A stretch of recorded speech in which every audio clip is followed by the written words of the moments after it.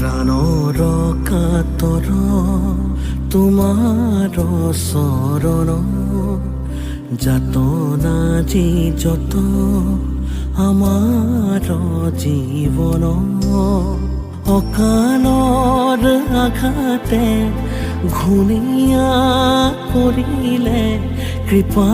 কৰা প্ৰভু